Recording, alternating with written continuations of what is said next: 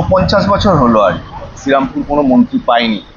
ঠিক আছে, শ্রীরামপুর শহর বা শ্রীরামপুর বিধানসভা কোনো মন্ত্রী পায়নি।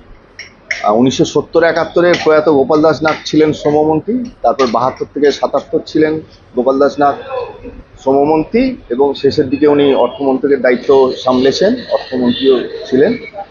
তারপর থেকে 49 বছর হয়ে গেল, আমরা বহু আশা করেছিলাম, কিন্তু শ্রীরামপুর কোনো মন্ত্রী পায়নি। এখন আমাদের ভালো লাগছে অবশ্যই, একজন মন্ত্রী পাওয়া গেল শ্রীরামপুর শহর থেকে। এখন জানি না কোন দপ্তর তাকে দেওয়া হবে। উনি যদিও ইতিমধ্যেই বলেছেন যে শ্রীরামপুরকে পর্যটন মানচিত্রে তুলে নিয়ে যাব।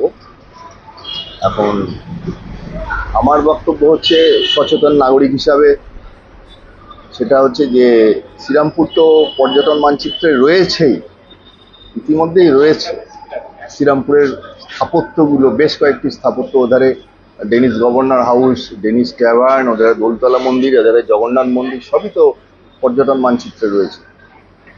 কিন্তু শ্রীরামপুরের মানুষের যেটা সেন্টিমেন্ট, যেটা আবেগ, এই মানুষ যেটা চায় শ্রীরামপুর শহরে, সেটা হচ্ছে অত্যাধুনিক একটি প্রেক্ষাগৃহ, যা শ্রীরামপুরে নেই, যেটার অভাবে শ্রীরামপুরের মানুষকে অন্য শহরে যেতে হয় অনুষ্ঠান করতে, এমনকি কলকাতায় যেতে হয় অনুষ্ঠান করতে।